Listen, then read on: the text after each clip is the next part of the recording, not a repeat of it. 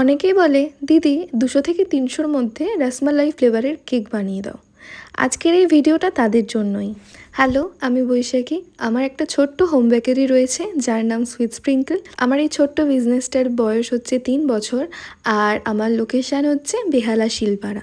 যারা আমায় বলো 1 পাউন্ড রসমালাই কেক 200 থেকে 300-র মধ্যে করে দাও এবং প্রতিটা ক্ষেত্রেই সমস্ত কেকের দাম নিয়ে বার্গেনিং করো, তাদের জন্য এই ভিডিওটা। গতকাল ছিল এই কেকের অর্ডারটা। আমারই এক বান্ধবী তার ছেলের বার্থডেতে আমার কাছে এই রসমালাই ফ্লেভার কেকটা অর্ডার করেছিল।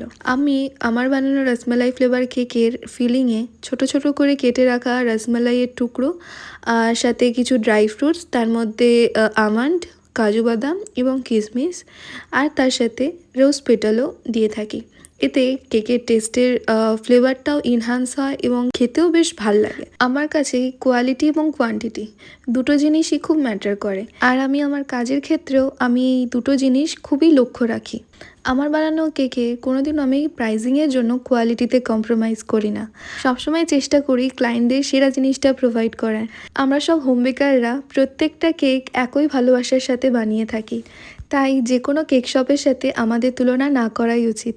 আর বার্গেনিংয়ের কথা সেটা নয় বললামই না। যাই হোক, এই কেকের ডেকোরেশনটা নেক্সট ভিডিওয় শেয়ার করব। তো চলো, টাটা সবাইকে।